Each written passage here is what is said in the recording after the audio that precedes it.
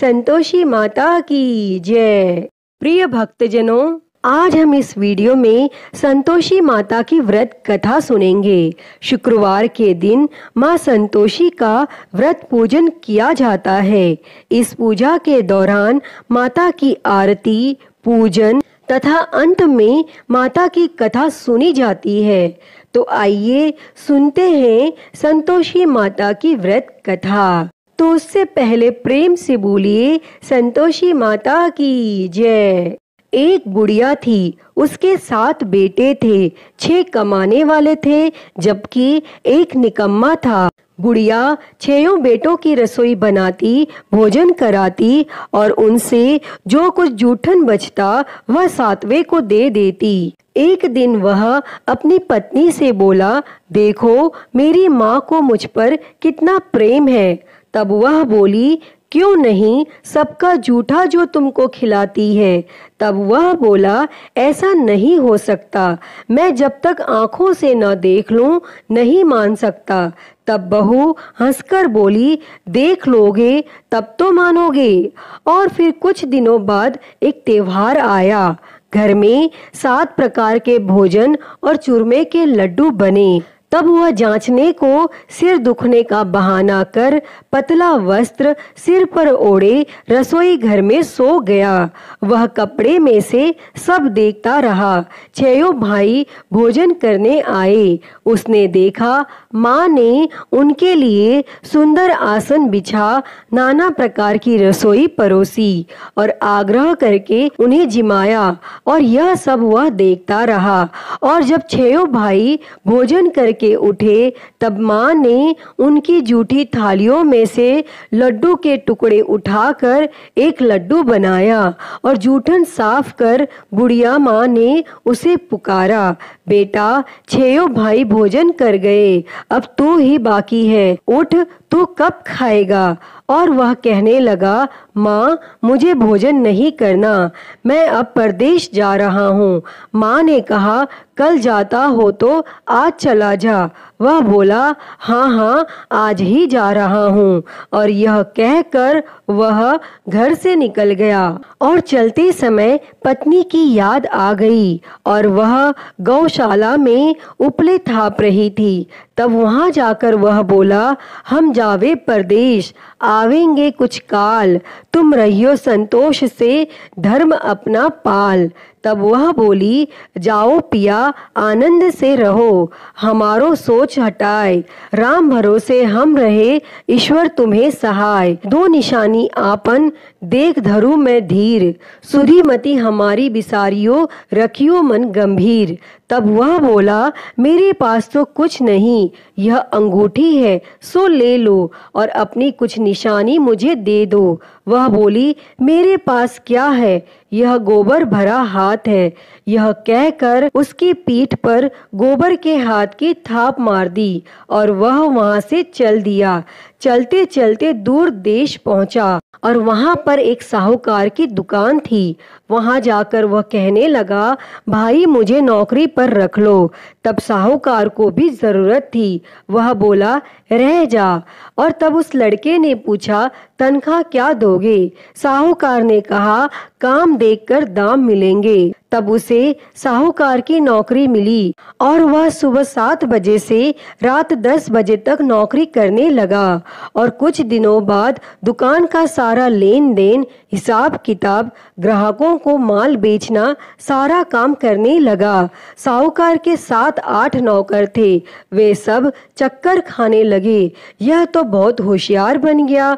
तब सेठ ने भी इसका काम देखा और 3 महीने में ही उसे आधे मुनाफे का हिस्सेदार बना लिया और कुछ वर्ष में ही वह नामी सेठ बन गया और वह मालिक सारा कारोबार उस पर छोड़कर चला गया। और इधर उसकी पत्नी को सास ससुर दुख देने लगे। सारी गृहस्थी का काम करा के उसे लकड़ी लेने जंगल में भेजते। इस बीच घर के आटे से जो भूसी निकलती उसकी रोटी बनाकर रख दी जाती और फूटे नारियल की नारेली में पानी। एक दिन वह लकड़ी लेने जा रही थी। रास्ते में बहुत सी स्त्रियां संतोषी माता का व्रत करती दिखाई दी। वह वहां खड़ी होकर कथा सुनने लगी और पूछा कि बहनों, तुम किस देवता का व्रत करती हो और उसके करने से क्या फल मिलता है? यदि तुम इस व्रत का विधान मुझे समझा कर कहोगे तो मैं तुम्हारा बड़ा एहसान मानूंगी। तब उनमें से एक स्त्री बोली, सुनो, यह संतोषी माता का व्रत है। इसके करने से निर्धनता, दरिद्रता का नाश होता है और जो कुछ मन में कामना हो सब संतोषी माता की कृपा से पूरी होती है। तब उसने उससे व्रत की विधि पूछी। तब वह भक्तिन स्त्री बोली, 1.25 आने का गुड़ चना लेना, इच्छा हो तो 5.25 आने का लेना या 1.25 रुपए का भी सहूलियत के अनुसार लाना। बिना परेशानी और श्रद्धा वो प्रेम से जितना भी बन पड़े सब लेना। प्रत्येक शुक्रवार को निराहार रहकर कथा सुनना। इसके बीच क्रम टूटे नहीं, लगातार नियम पालन करना। सुनने वाला कोई ना मिले तो घी का दीपक जला के उसके आगे या फिर जल के पात्र को सामने रखकर कथा कहना। और जब कार्य सिद्ध ना हो तो नियम का पालन करना। कार्य सिद्ध हो जाने पर व्रत का उद्यापन करना। और 3 मास में माता फल पूरा करती हैं। यदि किसी के ग्रह खोटे भी हों तो भी माता वर्ष भर में कार्य सिद्ध करती हैं और फल सिद्ध होने पर उद्यापन करना चाहिए, बीच में नहीं। उद्यापन में 2.5 सेर आटे का खाजा तथा इसी परिणाम से खीर तथा चने का साग करना। 8 लड़कों को भोजन कराना।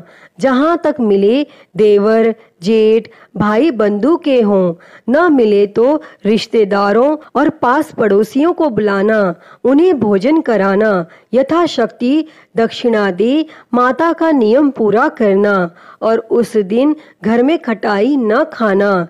यह सुन बुढ़िया के लड़के की बहुत चल दी और रास्ते में लकड़ी के बोझ को बेच दिया और उन पैसों से गुड़ चना ले माता के व्रत की तैयारी कर आगे चली और सामने मंदिर देखकर पूछने लगी, यह मंदिर किसका है? सब कहने लगे, संतोषी माता का मंदिर है। और यह सुनकर वह माता के मंदिर में जाकर चरणों में लौटने लगी और विनती करने लगी, माँ, मैं निपट अज्ञानी हूँ, व्रत के कुछ भी नियम नहीं जानती, मैं दुखी हूँ। हे माता, हे जगत जननी, मेरा दुख दूर कर, मैं तेरी शरण में हूँ। तब माता को दया आई और एक शुक्रवार बीता कि दूसरे को उसके पति का पत्र आया और तीसरे शुक्रवार को उसका भेजा हुआ पैसा आ पहुंचा। यह देख जेठ जेठानी मुंह सिकोड़ने लगी। लड़के ताने देने लगे। काकी के पास पत्र आने लगे, रुपया आने लगा। अब तो काकी की खातिर बढ़ेगी। बेचारी सरलता से कहती, भैया कागज आवे रुपया आवे, हम सब के लिए अच्छा है। ऐसा कहकर आंखों में आंसू भरकर मातेश्वरी के चरणों में गिरकर रोने लगी। माँ, मैंने तुमसे पैसा कब मांगा है? मुझे पैसे से क्या काम है? मुझे तो अपने सुहाग से काम है। मैं तो अपने स्वामी के दर्शन मांगती हूँ। तब माता ने प्रसन्न होकर कहा, जा बेटी, तेरा स्वामी आएगा। यह सुनकर खुशी से बावली होकर घर में जा काम करने लगी। अब संतोषी माँ विचार करने लगी, इस भोली पुत्री को मैंने कह तो दिया कि तेरा पति आएगा, लेकिन कैसे? वह तो इसे स्वप्न में भी याद नहीं करता। उसे याद दिलाने को मुझे ही जाना पड़ेगा। और इस तरह संतोषी माता उस बुढ़िया के बेटे के पास जा स्वप्न में प्रकट होकर कहने लगी, साहूकार के बेटे सो रहा है या जागता है? तब वह कहने लगा, माता, सोता भी नहीं जागता भी नहीं हूँ, कहो क्या आज्ञा है? माँ कहने लगी, तेरे घर बार कुछ है कि नहीं? वह बोला, मेरे पास सब कुछ है, माँ बाप है, बहू है, क्या कमी है? माँ बोली, भोले पुत्र, तेरी बहू घोर कष्ट उठा रही है। तेरे माँ बाप उसे परेशानी दे रहे हैं। वह तेरे लिए तरस रही है। तू उसकी सुध ले। तब वह बोला, हाँ माता, यह तो मालूम है, परंतु जाऊं तो कैसे? परदेश की बात है, लेन देन का कोई हिसाब नहीं, कोई जाने का रास्ता नहीं आता, कैसे चला जाऊं? तब संतोषी माँ कहने लगी, मेरी बात मान, सवेरे नहा धोकर संतोषी माता का नाम ले, घी का दीपक जला, दंडवत कर और दुकान पर जा बैठ। देखते देखते सारा लेन देन चुक जाएगा, जमा का माल बिक जाएगा, सांझ होते होते धन का भारी ढेर लग जाएगा। अब वह माता की बात मानकर अगले दिन नहा धोकर संतोषी माता को दंडवत, घी का दीपक जला, दुकान पर जा बैठा। थोड़ी देर में देने वाले रुपया लाने लगे और लेने वाले हिसाब लेने लगे। कोठे में भरे सामान के खरीदार नकद दाम दे सौदा करने लगे। शाम तक धन का भारी ढेर लग गया। मन में माता का नाम ले, चमत्कार देख प्रसन्न हो घर ले जाने के वास्ते गहना, कपड़ा, सामान खरीदने लगा और वह काम से निपट तुरंत घर को रवाना हुआ। उधर उसकी पत्नी जंगल में लकड़ी लेने जाती, लौटते वक्त माता जी के मंदिर में विश्राम करती और वह तो उसके प्रतिदिन रुकने का जो स्थान ठहरा, वह धूल उड़ती देख माता से पूछती है, हे माता, यह धूल कैसे उड़ रही है? तब माता कहती है, हे पुत्री, तेरा पति आ रहा है, अब तू ऐसा कर, लकड़ियों के 3 बोझ बना ले, एक नदी के किनारे रख, दूसरा मेरे मंदिर पर व तीसरा अपने सिर पर। तेरे पति को लकड़ियों का गट्ठर देख मोह पैदा होगा और वह यहाँ रुकेगा, नाश्ता पानी खाकर माँ से मिलने जाएगा। तब तू लकड़ियों का बोझ उठाकर जाना और चौक में गट्ठर डालकर जोर से आवाज लगाना, लो सासू जी, लकड़ियों का गट्ठर लो, भूसी की रोटी दो, नारियल के खेपड़े में पानी दो, आज मेहमान कौन आया है। तब उसने संतोषी माता से बहुत अच्छा कहकर वह प्रसन्न मन से लकड़ियों के 3 गट्ठर बनाती है, एक नदी के किनारे पर और एक माता जी के मंदिर पर रखती है। इतने में मुसाफिर आ पहुंचा। सूखी लकड़ियां देख उसकी इच्छा उत्पन्न हुई कि हम यहीं पर विश्राम करें और भोजन बनाकर खा पीकर गांव जाएं। और इस तरह रुककर भोजन बना, विश्राम करके वह गांव को गया, सबसे प्रेम से मिला। उसी समय सिर पर लकड़ी का गट्ठर लिए वह उतावली सी आती है, लकड़ियों का भारी बोझ आंगन में डालकर जोर से 3 आवाज देती है, लो सासू जी, लकड़ियों का गट्ठर लो, भूसी की रोटी दो, आज मेहमान कौन आया है। यह सुनकर उसकी सास बाहर आकर अपने दिए हुए कष्टों को भुलाने हेतु कहती है, बहू, ऐसा क्यों कहती है? तेरा मालिक ही तो आया है, आ बैठ, मीठा भात खा, भोजन कर, कपड़े गहने पहन। उसकी आवाज सुन उसका पति बाहर आता है, अंगूठी देख व्याकुल हो जाता है। माँ से पूछता है, माँ यह कौन है? माँ बोली, बेटा यह तेरी बहू है, जब से तू गया है तब से सारे गांव में भटकती फिरती है, घर का काम काज कुछ नहीं करती, 4 पहर आकर खा जाती है। वह बोला, ठीक है माँ, मैंने इसे भी देखा और तुम्हें भी, अब दूसरे घर की ताली दो, उसमें रहूंगा। माँ बोली, ठीक है, जैसा तेरी मर्जी। तब वह दूसरे मकान की 3री मंजिल का कमरा खोल सारा सामान जमाता है। एक दिन में राजा के महल जैसा ठाट बाट बन गया। अब क्या था, वह सुख भोगने लगी। और इतने में शुक्रवार आया। उसने पति से कहा, मुझे संतोषी माता के व्रत का उद्यापन करना है। पति बोला, खुशी से कर लो। वह उद्यापन की तैयारी करने लगी। जेठानी के लड़कों को भोजन के लिए कहने लगी। उन्होंने मंजूर किया, परंतु पीछे से जेठानी ने अपने बच्चों को सिखाया, देखो भोजन के समय खटाई मांगना। जिससे उसका उद्यापन पूरा न हो।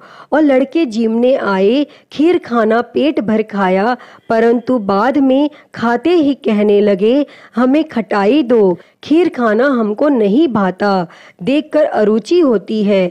वह कहने लगी, भाई खटाई किसी को नहीं दी जाएगी, यह तो संतोषी माता का प्रसाद है। तब लड़के उठ खड़े हुए, बोले, पैसा लाओ। भोली बहू कुछ जानती नहीं थी, उसने पैसे दे दिए। तब लड़के उसी समय हट करके इमली खटाई ले खाने लगे। यह देखकर बहू पर संतोषी माता ने कोप किया। राजा के दूत उसके पति को पकड़कर ले गए। जेठ जेठानी मनमाने वचन कहने लगे, लूट लूट कर धन इकट्ठा कर लाया है, अब सब मालूम पड़ जाएगा जब जेल की मार खाएगा। तब बहू से यह सहन नहीं हुआ और वह रोती हुई संतोषी माता के मंदिर गई और कहने लगी, हे माता, तुमने क्या किया? हंसाकर अब भक्तों को रुलाने लगी। तब माता बोली, बेटी तूने उद्यापन करके मेरा व्रत भंग किया है। तब वह कहने लगी, माता, मैंने कुछ अपराध नहीं किया है, मैंने तो भूल से लड़कों को पैसे दे दिए थे, मुझे क्षमा करो, मैं फिर से तुम्हारा उद्यापन करूंगी। तब संतोषी माता बोली, अब भूल मत करना।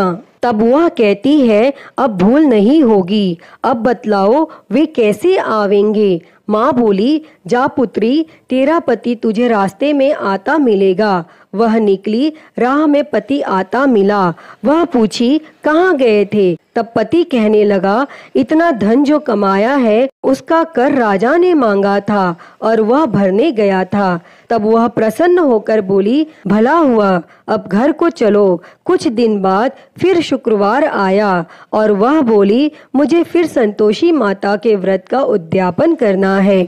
तब पति ने कहा, करो। बहू फिर जेठ के लड़कों को भोजन के लिए कहने गई। जेठानी ने एक दो बातें सुनाई और सब लड़कों को सिखाने लगी, तुम सब लोग पहले ही खटाई मांगना। लड़के भोजन से पहले कहने लगे, हमें खीर नहीं खानी, हमारा जी बिगड़ता है, कुछ खटाई खाने को दो। वह बोली, खटाई किसी को नहीं मिलेगी, आना हो तो आओ। वह ब्राह्मण के लड़के लाकर भोजन कराने लगी। यथाशक्ति दक्षिणा की जगह एक एक फल उन्हें दिया।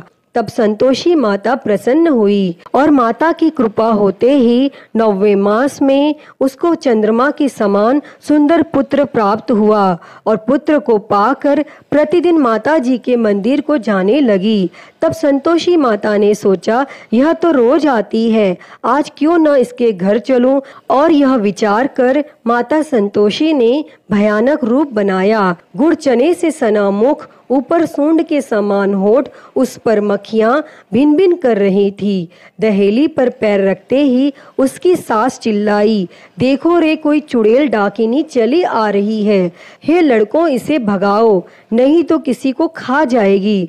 और तब लड़के भगाने लगे, चिल्लाकर खिड़की बंद करने लगे। बहू रोशनदान में से देख रही थी, प्रसन्नता से पगली बन चिल्लाने लगी, आज मेरी माता जी मेरे घर आई हैं। वह बच्चे को दूध पीने से हटाती है। इतने में सास का क्रोध फट पड़ा। वह बोली, क्या उतावली हुई है? बच्चे को पटक दिया और इतने में माँ के प्रताप से लड़के ही लड़के नजर आने लगी। वह बोली, माँ, मैं जिसका व्रत करती हूँ यह संतोषी माता है। तब सब ने माता जी के चरण पकड़ लिए और विनती कर कहने लगे, हे माता, हम मूर्ख हैं, अज्ञानी हैं, तुम्हारे व्रत की विधि हम नहीं जानते, व्रत भंग कर हमने बड़ा अपराध किया है, जगमाता आप हमारा अपराध क्षमा करो। और फिर इस प्रकार संतोषी माता प्रसन्न हुई। हे माँ संतोषी, बहू पर प्रसन्न होकर बहू को जैसा फल दिया वैसा ही फल इस कथा को कहते, सुनते और हुंकारा भरते सबको देना, सबके मनोरथ को पूर्ण करना। तो प्रेम से बोलिए, संतोषी माता की जय।